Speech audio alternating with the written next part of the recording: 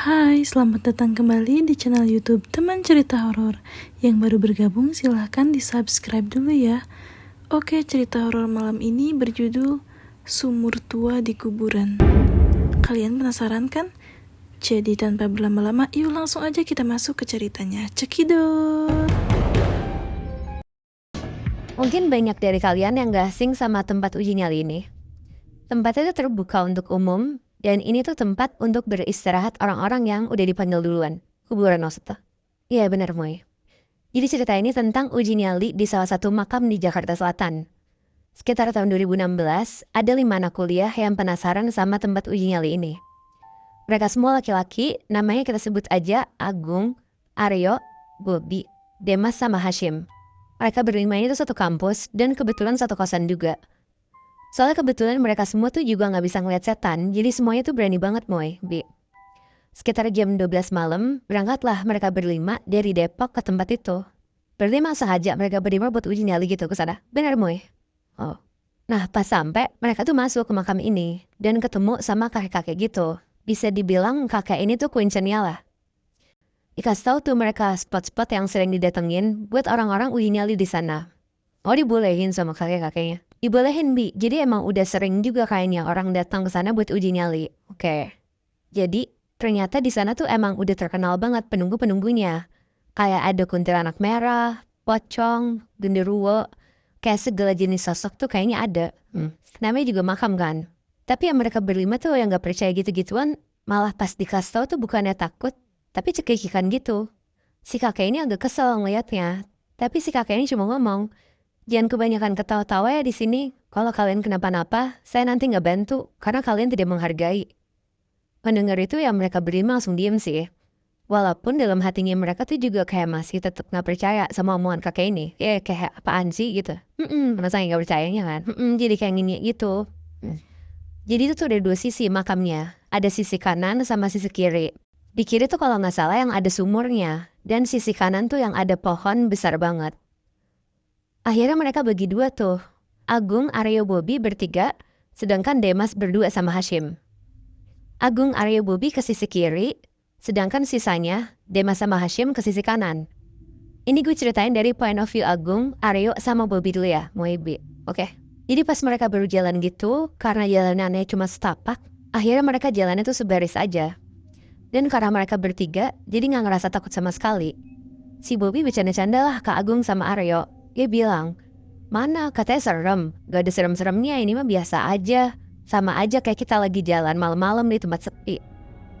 Terus Agung sama Aryo di situ tuh ngeiyain omongan Bobby. Mereka tuh bilang, iya ya biasa aja banget di sini. Terus gak lama, mereka lihat di kiri mereka tuh kayak ada pohon gede banget. Tapi ada dua pohon gitu kayak pohon kembar. Nah si Aryo tuh ngide lah duduk di bawah pohon itu dulu. Dia bilang, duduk di sini dulu yuk, kita sebat dulu aja gimana. Siapa tahu ada setan yang nyamperin kita. Buset. Di situ yang lain tuh langsung setuju buat duduk di sana, Moy. Akhirnya duduklah mereka bertiga di bawah pohon itu sambil ngebakar rokok dan ngobrol.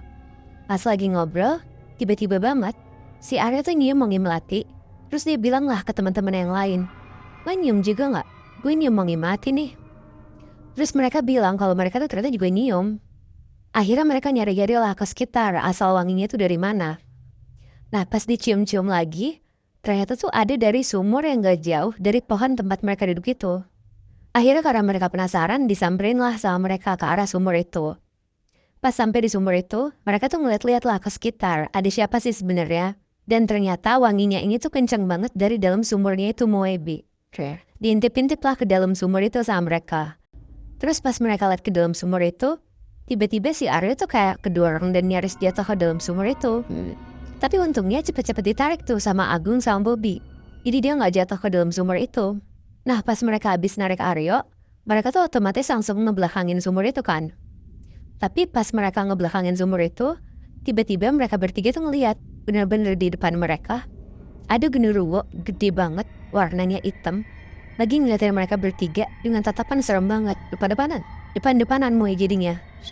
Dari situ tuh mereka langsung kabur, bener-bener lari, ngejauh dari arah sumur itu. Nah itu kan barusan cerita dari mereka kan. Ini gue mau ngebawain dari point of view-nya si Demas sama Hashim, yang ngambil ke arah kanan. Nah, sama aja kayak yang lain, mereka berdua tuh sotonya juga dapat banget Moy, Bi. Karena mereka berdua doang, mereka gak gabut kan. Jadinya mereka tuh kayak taruhan berdua gitu. Yang duluan ditampakin setan dapat 50.000. Pokoknya cekikikan lah sepanjang jalan sampai akhirnya mereka sampai tuh di satu makam yang baru banget. Tanahnya masih basah dan masih banyak bunganya. Itu tuh letaknya ada di sebelah kanan mereka. Mereka tuh berhenti di situ karena tuh kaget banget melihat ada perempuan lagi kayak posisi jongkok, rambutnya panjang sambil nunduk di makam itu.